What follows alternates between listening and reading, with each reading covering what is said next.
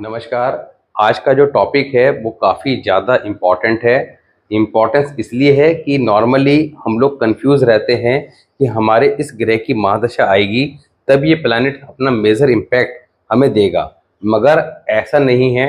ठीक है, महादशा का कॉन्सेप्ट अपने अलग जगह काम करता है, मगर वो प्लैनेट स्पेसिफिक किन किन सालों में अपना पॉजिटिव या नेगेटिव रिजल्ट देगा, किस तरीके से देगा, ये समझना बहुत जरूरी है। और इसको समझने के लिए हमें एक्टिवेशन एज ऑफ प्लैनेट, यानी कि वो प्लैनेट जो अपनी एज में जब एक्टिवेट होगा तो उस साल का प्लैनेट ऑफ द ईयर कहलाएगा, यानी कि उस साल उस प्लैनेट का मेजर बैड या गुड इफेक्ट आपकी कुंडली में देखने को मिलेगा। अब ये रूल जो है इतना इम्पॉर्टेंट है कि अभी जब आप इसको समझेंगे, और ये इतना एडवांस टॉपिक है और इतना लेंदी है कि आप अभी जब इसकी स्टार्टिंग होगी आपको मज़ा पूरा आने वाला है समझने में, इसके रिजल्ट कैसे आएंगे उसको समझने में, रिजल्ट को में पकड़ कैसे बनानी है। क्योंकि ये एक टॉपिक अपने आप में ऐसा है कि अगर आपने इस पे कमांड कर ली तो you can predict about any person, उसकी कौन सा साल चल रहा है आपका, दिस ईयर।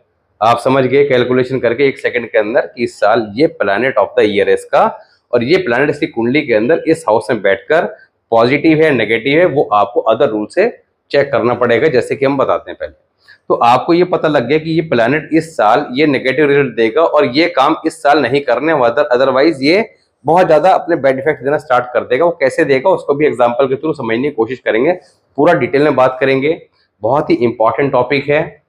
तो इस टॉपिक में हमें सबसे पहले समझना होगा कि हमारे जो 9 प्लैनेट हैं उनकी एक्टिवेशन एज क्या है। ये बिल्कुल हम बेसिक से बात करेंगे, जब आप बेसिक से समझने की कोशिश करेंगे, क्योंकि अभी जब ये आगे जैसे जैसे बढ़ेगा टॉपिक, और ये इतना बड़ा टॉपिक है कि इसको आप ये समझ लीजिए कि कम से कम 7-8 वीडियो में जाके, वो भी लगभग 35-40 मिनट की एक वीडियो हो, तब जाके आप इसको प्रॉपर वे में समझ सकते हैं। मगर आज बेसिक पे पूरा फोकस करेंगे, इजी वे में कि कैसे ये काम करेगा। जुपिटर बृहस्पति की जो एज है वो 16 है, सन की 22, मून की 24, Venus 25, Mars 28, mercury 34, Saturn 36, Rahu 42, Ketu 48। तो हमें सबसे पहले इस चार्ट को नोट कर लेना है कि ये प्लैनेट, अब इस चार्ट को नोट करने के बाद आपने इन सब के टेबल बना लेने हैं। अब जैसे जब हम जुपिटर कि हमारा जुपिटर कुंडली के अंदर कहाँ प्लेस्ड है, अच्छा है या खराब है, जैसे भी है, वो किन सालों में अपने मेजर इफेक्ट देगा, तो उसको कैसे कैलकुलेट करेंगे। आपका 16 का टेबल 1 जा 16, यानी कि सबसे पहले वो 16 साल में, उसके बाद 16 2 जा 32, 16 3 जा 48, 16 4 जा 64, 16 5 जा 80।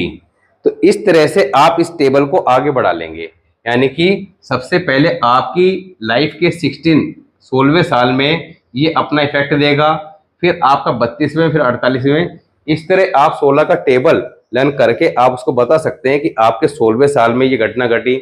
अब किसी की अगर 20 साल की आयु है या 17 साल की है तो आप उसको लास्ट ईयर की प्रेडिक्शन दे देंगे।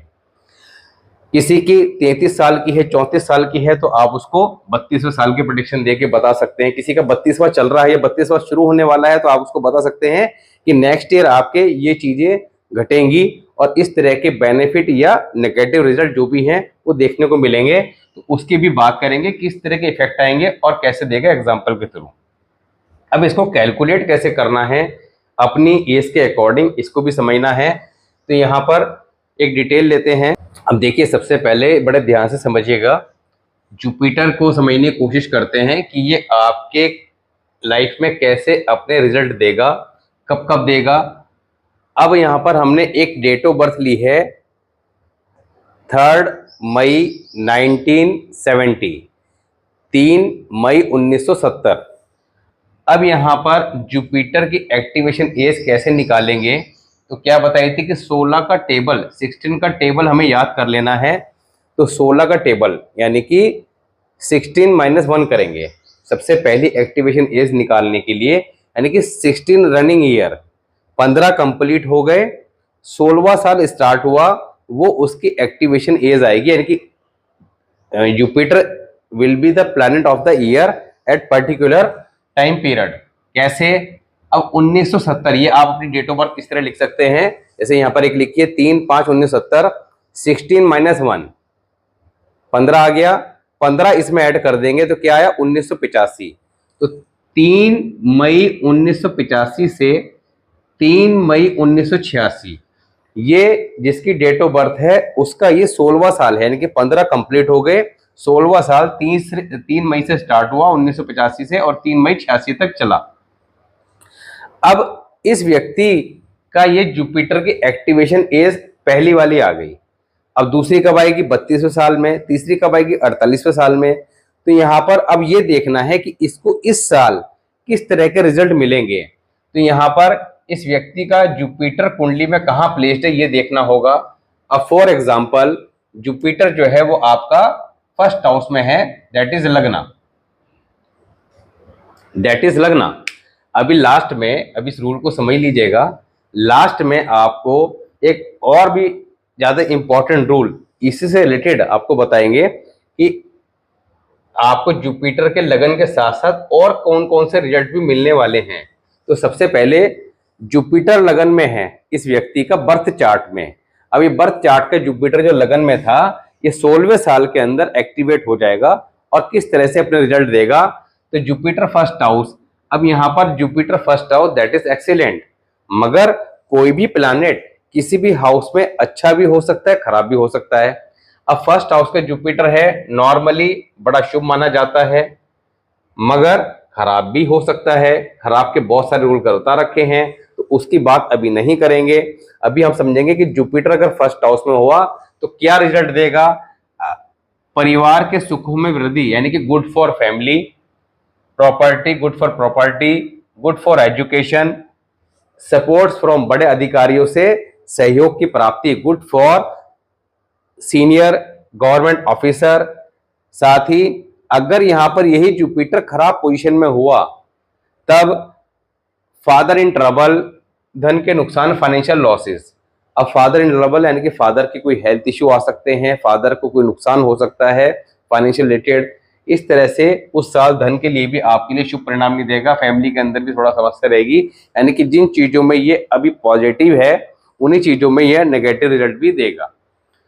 अब पॉजिटिव और नेगेटिव को कैसे चेक करना है इसके लिए पीछे हमने वीडियो जो बना रखी है जिसके अंदर वर्षफल का टॉपिक को कवर किया है, वहां पर भी आपको काफी इंपॉर्टेंट रूल बताए हैं कि आप जाके इजीली समझ सकते हैं। देखिए ये टॉपिक इतना अच्छा टॉपिक है, मगर इस टॉपिक पे कमांड करने के लिए आपको जितने 9 प्लैनेट हैं उनके हर हाउस के पॉजिटिव और नेगेटिव रिजल्ट पता होने चाहिए, वो आपके टिप्स पे होने चाहिए। उसके लिए पीछे जो वीडियोस हैं वो अवेलेबल हैं, उसमें जाके आप अपने नोट्स तैयार कर सकते हैं। उसके बाद जब आप इस टॉपिक को समझेंगे, करेंगे, तो you can predict about anything for a person. कुछ भी आप बता सकते हैं कि भाई इसका इस साल क्या होगा, उस साल क्या होगा, और ये आप उसका पूरा चार्ट तैयार करके दे सकते हैं। या कोई आपसे बात कर रहा है तो आपको मजा आएगा कि अच्छा आपका भी ये 16वां साल चल रहा है या 22वां चल रहा है या ये साल, तो इस साल क्या रहने वाला है, एंड फाइनली करना क्या है उसकी बात भी करेंगे। तो यहां पर ऐसे में आप उस व्यक्ति को बोल सकते हैं कि इस साल आपका पढ़ाई से रिलेटेड कोई ना कोई इवेंट अवश्य होगा, या तो आप पढ़ाई शुरू करेंगे या हो सकता है कोई एग्जाम दे रहे हैं तो उसके अंदर आपको सक्सेस मिलेगी।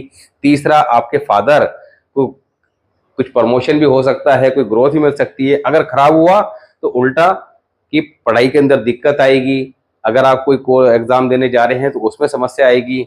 तीसरा, आपका अगर अच्छा हुआ तो जैसे धन में वृद्धि, इस साल आपकी नौकरी लग सकती है, आप कोई ना कोई काम स्टार्ट कर सकते हैं। तो इस तरह की प्रेडिक्शन आप दे सकते हैं, डिपेंड करता है सामने वाले की एज क्या है। 16 साल का है तो स्टूडेंट है, पढ़ाई कर रहा है तो पढ़ाई की बात ही की जाएगी, फादर की बात कर सकते हैं। मगर अगर कोई व्यक्ति 16 दूनी 32 साल का है तो डेफिनेटली उसके कैरियर रिलेटेड इवेंट कोई हो सकता है। जॉब ना लगी तो उस साल जॉब लग सकती है, वो हो सकता है आपके पास आए कि मेरी जॉब इस साल लग जाएगी क्या, तो आपने उसके जुपिटर को देखा कहाँ बैठा है। जहाँ बैठा उसके अकॉर्डिंग उसकी प्रेडिक्शन दे दी। तो इसी तरह हमारे 9 प्लैनेट हैं। अब जैसे कि ये जो क्वेश्चन है, यही इवेंट उसके, अब आपको एक बात मजेदार बताएं कि आपने सामने वाले से पूछा कि सपोज कीजिए किसी का 17वां साल चल रहा है या 18वां चल रहा है, तो हर व्यक्ति को एक आध साल पहले का थोड़ा सा याद रहता है कि लास्ट ईयर कैसा गया या उससे लास्ट ईयर कैसा रहा। कोई बहुत पुरानी घटना तो कई बार याद नहीं रहती।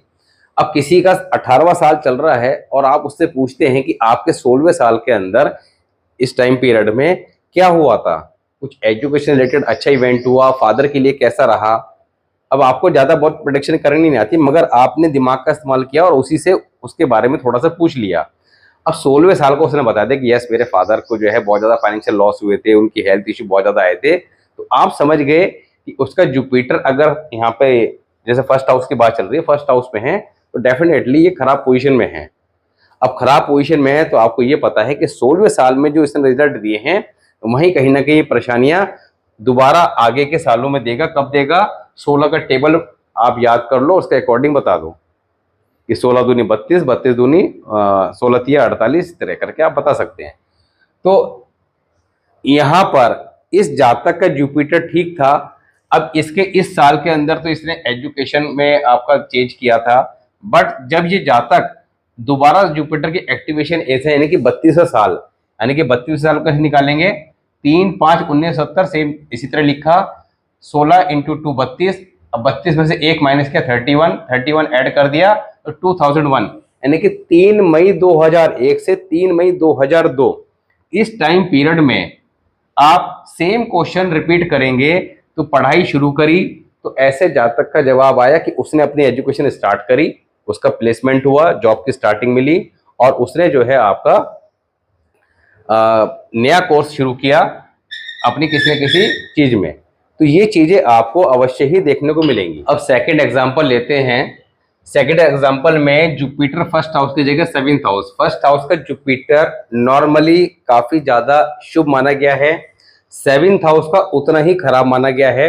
आप सभी को पता है कि जुपिटर के 6, 7 और 10th हाउस को नॉर्मली अच्छा नहीं माना गया है। मैं नॉर्मली वर्ड यूज कर रहा हूं, इस बात का मतलब यह है कि कोई भी प्लैनेट किसी भी हाउस में, किसी भी राशि में, चाहे वो उच्च की स्थिति में दिखाई दे रहा हो चाहे वो नीच की स्थिति में, थोड़ी देर को भूल जाइएगा, नीच का ग्रह उच्च का फल भी दे सकता है, उच्च का ग्रह नीच का फल भी दे सकता है। ये सारे कॉन्सेप्ट पीछे वीडियोस में क्लियर किए हैं कैसे। तो यहाँ पर नॉर्मली इन हाउस में अच्छा नहीं माना जाता। 7th हाउस का जुपिटर खराब रिजल्ट कब देगा, चाहे बेशक अच्छा बैठा हुआ क्यों ना हो, इस बात को समझेंगे। बहुत ही इंपॉर्टेंट पॉइंट है ये। अब सबसे पहले इस व्यक्ति का, ये सेकंड हमने एग्जांपल लिया है, इस व्यक्ति का जुपिटर 7th हाउस में है। अब ऐसे में इसका 16वां साल, first age of Jupiter activation, second 32, third 42 48 और फोर्थ 64। तो यहाँ पर आपको बता ही दिया कैसे निकालनी है, एक बार दोबारा समझ लेते हैं। 16/12/1999 पहली कौन सी है? 16 साल, 16 माइनस 1 15, 15 को ऐड कर दिया 2014, 16 दिसंबर 2014 टू 16 दिसंबर 2015, ये 16वां साल हो गया। 32वां निकालना हो तो इसी में 15 की जगह 32 माइनस 1 31 ऐड कर देंगे। 48 निकालना हो, अब कोई व्यक्ति आया उसका 7th हाउस में जुपिटर है और आपका 47वां चल रहा है, 46वां चल रहा है या 48वां चल रहा है या 49वां चल रहा है, तो आप बता सकते हैं कि अगला कैसा आने वाला है, ये साल कैसा जाने वाला है या पिछला कैसा गया। तो आपको उसी हिसाब से वो कैलकुलेशन कर लेनी है। अभी खाली जुपिटर जुपिटर की बात हो रही है, बाकी भी बैठे हैं। तो यहां पर अब जुपिटर 7th हाउस, ये उस साल में प्लैनेट ऑफ द ईयर होगा, किस तरह का रिजल्ट देगा उसको समझते हैं, क्योंकि रिजल्ट समझना सबसे ज्यादा जरूरी है। और खराब देगा तो कब देगा? जुपिटर 7th हाउस, अब जुपिटर 7th हाउस का एक रूल आपको बताया था और अभी पिछली कुछ वीडियोस में कुछ इंपॉर्टेंट रूल बताए थे कि ये प्लैनेट इस हाउस में बैठा है तो दूसरे को डैमेज कर देगा, बहुत इंपॉर्टेंट रूल थे। अब जुपिटर 7th हाउस के लिए क्या बताया था? Jupiter 7th Mars bad, Ketu bad, mercury bad. अब यहां पर जुपिटर 7th हाउस में मार्स बैड, केतु बैड, तो पहले मार्स की बात करते हैं। What is Mars? मार्स उस साल नेगेटिव रिजल्ट देगा। क्यों देगा? क्योंकि जुपिटर बर्थ चार्ट में 7th हाउस में है, कुंडली में मार्स को खराब कर दिया। What is Mars? Mars is career. What is Mars? Mars is brother. Brother will be in trouble. Brother के कैरियर में कुछ इश्यू आ सकता है, ऐसे जातक के खुद के कैरियर में, क्योंकि इसका कैरियर भी मार्स है, तो कैरियर में इश्यू, ब्रदर के साथ कोई समस्या उस पर्टिकुलर ईयर में आ सकती है। कब आएगी उसकी बात करेंगे, क्यों आएगी उसकी बात भी करेंगे, आ सकती है। Second, Ketu bad. अब केतु बैड हो जाएगा। अब केतु को चलो देख लेते हैं कहां बैठा है। केतु बैठ गया 8वें घर में। 8वें घर का केतु बहुत ज्यादा खराब रिजल्ट देता है, ये आपको पता है। पहले केतु 8वें घर की इंडिविजुअल बात करी है, वो जो इंडिविजुअल हम बात करते हैं वो रिजल्ट पॉजिटिव नेगेटिव हमें पता होने चाहिए, और इंपॉर्टेंट रूल से ये पता लग जाना चाहिए कि भैया इस पर्टिकुलर वर्षफल में या इस बर्थ चार्ट में अगर कोई प्लैनेट खराब है तो वो किन किन सालों में हमें किस तरह की परेशानी देगा। अब केतु 8वें घर का खराब रिजल्ट कैसे देगा? What is Ketu? Ketu is संतान। केतु क्या है? पैर। 8वां घर क्या है? अचानक दुर्घटना, चोट, एक्सीडेंट। तो यहां पर केतु खराब है जुपिटर की वजह से। जुपिटर 32वें साल में, 48वें साल में एक्टिवेट है। अब 32वें साल में संतान हो तो हो सकता है ये दोनों घटना। 48 यानी कि संतान के पैर में चोट। केतु क्या है? सर्जरी का कारक भी है। तो 8वें घर का केतु मदर की सर्जरी कराता है, सेल्फ सर्जरी कराता है, अचानक चोट देता है, तो सेल्फ की सर्जरी भी हो सकती है, मदर की भी हो सकती है, डिपेंड करता है अदर प्लैनेट की पोजीशन कैसी है। तो ये घटनाएं ये देगा, मगर कब देगा, क्यों देगा, दैट इज इंपॉर्टेंट। अब 7वें घर का जुपिटर कहता क्या है, उसकी सुन लोगे तो नहीं देगा, नहीं सुनोगे तो देगा। अब आप कहेंगे कि सुनना सुनाना का कॉन्सेप्ट क्या है? देखिए सीधी सी बात है, मैं अपने जितने भी पीछे के लेक्चर्स हैं उसमें सब में एक बात कहता आया हूं कि हमारे विचार ये जो 9 ग्रह हैं इनकी सुन लो कि आपके लगन चार्ट के अकॉर्डिंग वो क्या कह रहे हैं, वर्षफल के अकॉर्डिंग क्या कह रहे हैं। तो उनकी अगर थोड़ा सा सुन लोगे तो उसमें कोई बुराई नहीं है, और अगर सुन लोगे तो फायदे बहुत हैं।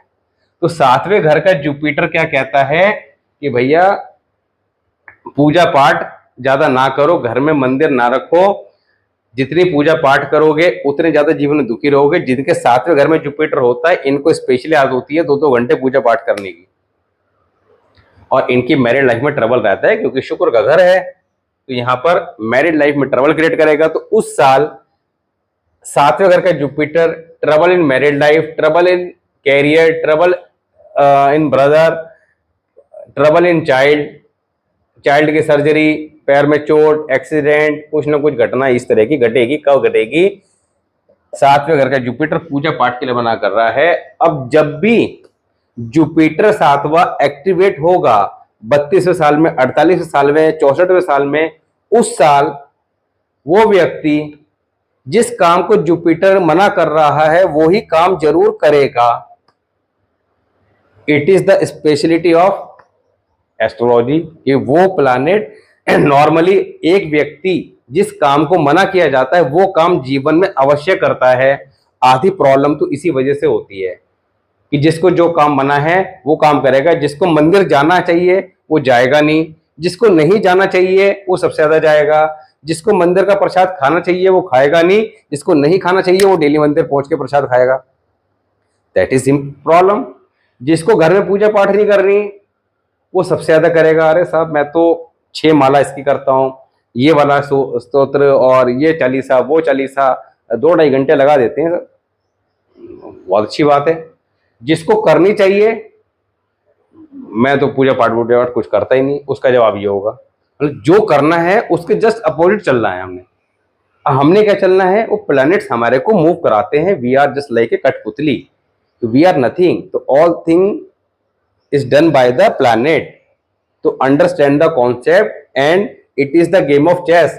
प्लैनेट का गेम है चेस का, वो आपके साथ खेल रहे हैं, आपने उस गेम को समझ के उनके साथ खेलना है। अब प्लैनेट जुपिटर 7वें घर का अपनी एक्टिवेशन एज में उस साल घर में पूजा पाठ यज्ञ हवन अवश्य कराएगा। उस व्यक्ति ने अगले पिछले 2-3 साल आगे पीछे ना किया हो ना कराया हो, मगर उस साल उसके मन में ऑटोमेटिक विचार आ जाएंगे, अरे साहब बहुत साल हो गए, 2 साल हो गए या 1 साल हो गए, इस साल तो पूजा पाठ कराना ही कराना है। घर में बहुत नेगेटिव वाइब्रेशन है, पूजा पाठ करा लेते हैं, पुजारी जी को बुलाते हैं, उनको भी वस्त्र दान कर देते हैं, वो भी बढ़िया वाले पीले रंग के वस्त्र। जुपिटर 7th के समय में आपको क्या बताया गया है पहले की वीडियोस में कि वस्त्रों का दान ना करें, स्पेशली किसी पुजारी को। क्यों? पुजारी को करेंगे तो यहां पर ये जुपिटर और ज्यादा पावरफुल हो जाएगा, और ज्यादा पावरफुल हो जाएगा। मैरिड लाइफ में जैसी पूजा पाठ होगी, मैरिड लाइफ में ट्रबल, लाइफ पार्टनर के साथ डिस्प्यूट, मार्स भाई के साथ ट्रबल, कैरियर में इश्यू, बेटे के साथ दिक्कत क्योंकि केतु भी एक्टिवेट हो जाएगा, तो ये सारी की प्रॉब्लम खड़ी कर देगा। अब उस एक्टिवेशन एज में इस बृहस्पति जी के केवल इन बातों का ध्यान रख लो कि भैया मुझे पूजा पाठ अगर करानी है, कुछ बोल कबूलत बोल रखी है तो आगे पीछे कर लेनी है, इन साल में नहीं करनी। अब आपको फायदा क्या है? आपको इतनी राम कहानी नहीं भी समझ में आ रही है, मगर आप सिंपली ये कैलकुलेट कर सकते हैं कि भैया आपकी फैमिली के अंदर अब किसी का जुपिटर 7th में होगा, किसी का 9th में होगा, किसी का 10th में होगा, तो कहीं ना कहीं तो होगा। अब आपने चेक कर लिया भैया मेरा जुपिटर अगर 7th में है तो ये काम नहीं करने, आपने वो साल नोट करके रख लिए, 16 का टेबल याद है, बस इन सालों में नहीं करने, आगे पीछे कर लो। नॉर्मली अगर बर्थ चार्ट में है तो मना ही करते हैं कि भैया पूजा पाठ घर में मत कराओ, जो अगर करनी है तो मंदिर चले जाओ, जितना कराओगे उतना मैरिड लाइफ में ट्रबल रहेगी। तो आपको बात समझ में आई होगी कि एक्टिवेशन एज के अंदर कैसे हमें चीजों को कैलकुलेट करना है। अब एक एग्जांपल और ले लेते हैं। अब यहाँ पर आपको वीडियो के स्टार्टिंग में हमने एक बात कही थी कि एक स्पेशल रूल आपको और बताएंगे। अब यहाँ पर अभी हमने बात करी थी कि इस व्यक्ति का जुपिटर 7th हाउस में है। अब 7th हाउस में जुपिटर था, मगर कौन सी राशि में था? 8 नंबर की राशि में, यानी कि ये जुपिटर यहाँ पर किस में था? 8 नंबर की राशि में, स्कॉर्पियो में। तो यहां पर हमने जुपिटर 8 नंबर साइन को जुपिटर 8th हाउस मान के उसके रिजल्ट भी उस साल आपको मिलेंगे। यानी कि जो रिजल्ट जुपिटर 7th के बताए थे, अब जुपिटर 8th हाउस का रिजल्ट देगा। तो यहां पर इंटरनेशनल ट्रेवल कराता है 8th हाउस का जुपिटर। जुपिटर 8th हाउस का डोनेशन है। जुपिटर 8th हाउस फैमिली में किसी को लंबी बीमारी, डेथ, इस तरह के सिम्टम्स देता है। ये डिपेंड करता है कि वो किस कंडीशन में है, बैड में है या गुड में है। जुपिटर 8th हाउस क्या है? ऑकल्ट साइंस है, क्योंकि 8वें घर का जुपिटर, 8वां घर किसका है? ऑकल्ट साइंस का। जुपिटर क्या है? ज्ञान, तो ऑकल्ट साइंस से रिलेटेड। अब ऐसे में जब ये जुपिटर भी 7th हाउस के, हमने रिजल्ट की बात करी थी, तो 8वें घर का जुपिटर क्या रिजल्ट देगा? नॉर्मली शुभ हुआ तो उस साल जातक कोई ना कोई अकल्ट साइंस से रिलेटेड, जैसे कि हो सकता है ज्योतिष या ज्योतिष से रिलेटेड किसी न किसी फील्ड में अपनी कोई ना कोई कोर्स ज्वाइन कर सकता है, पढ़ाई शुरू कर सकता है किसी न किसी रूप में। तीसरा, फैमिली के अंदर या किसी की डेथ भी हो सकती है या कोई बीमारी उस साल देखने को मिल सकती है।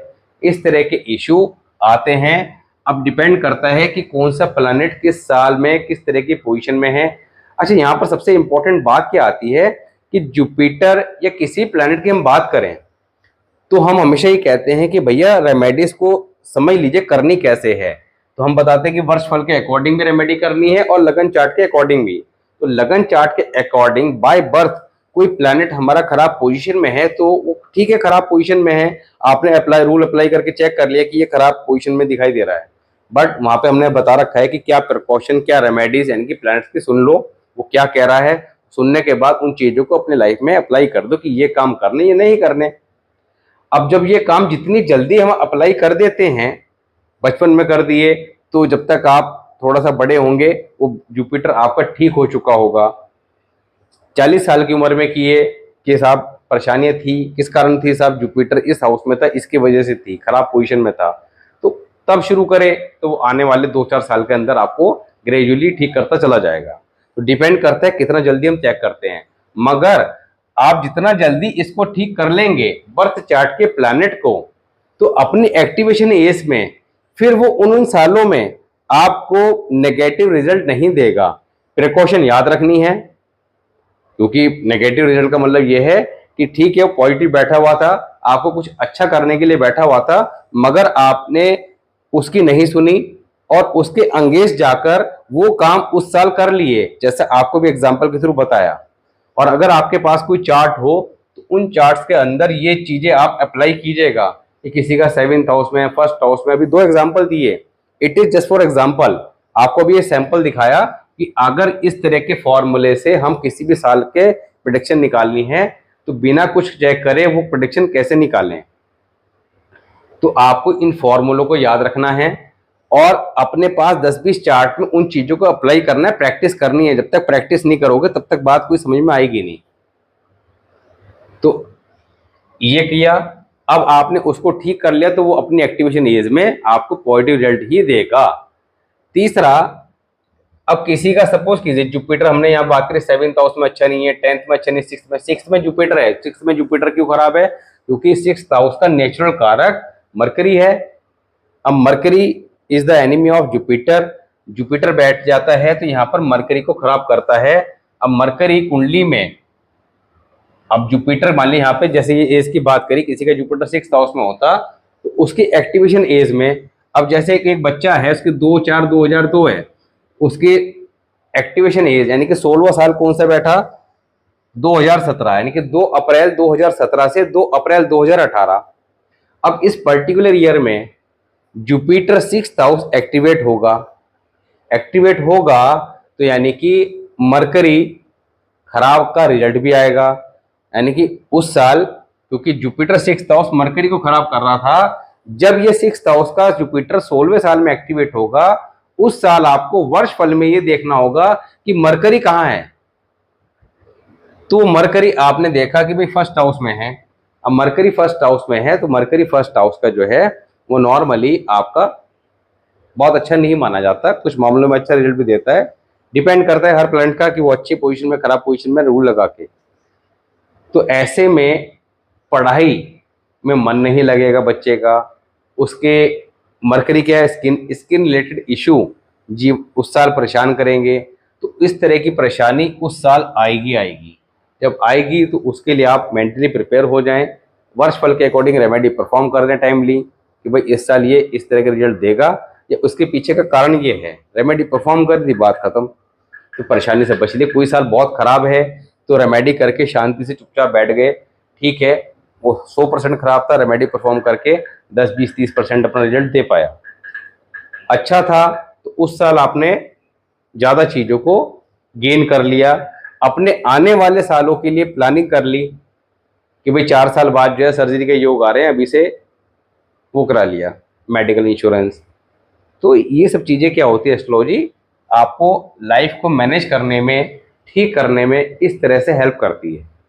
तो आज हमने इस टॉपिक के बारे में एक छोटा सा ओवरव्यू दिया। अभी तो अगर आप बात समझे कि जुपिटर का एक छोटा सा एग्जांपल दिया, ज़्यादा डिटेल में नहीं गए, मगर जुपिटर की अलग अलग एज, अलग अलग हाउस के हिसाब से एग्जांपल, फिर बाकी 8 और बचे हैं उसका एग्जांपल। तो यू में इमेजिंग कि ये टॉपिक कितना बड़ा है। फिर तीसरा आपको बताएं, अभी तो ये केवल पहले स्टेप की बात करिए एक्टिवेशन एज की, अगर कॉम्बिनेशन हो 1 का, 2 का, 3 का, 4 का, 5 का, 6 का, तो उनके हिसाब से एक्टिवेशन एज कैसे निकालेंगे, ये सारा का सारा बहुत डीप कॉन्सेप्ट है। तो होप सो इसकी आप प्रैक्टिस करें। अगर समझ में आया हो तो कमेंट सेक्शन में बताएं। आने वाली वीडियोस में फिर जुपिटर के अदर हाउसेज या अदर प्लैनेट्स के बारे में बात करेंगे। आज किसी चार्ट को डिस्कस नहीं कर पा रहे हैं क्योंकि ये टॉपिक अपने आप में थोड़ा सा ना चाहते हुए भी लेंदी हो गया। तो नेक्स्ट वीडियो में नेक्स्ट चार्ट लेंगे, आप कमेंट सेक्शन में मेंशन करते रहिएगा, लेंगे अवश्य ही। मिलते हैं नेक्स्ट वीडियो में, तब तक के लिए नमस्कार।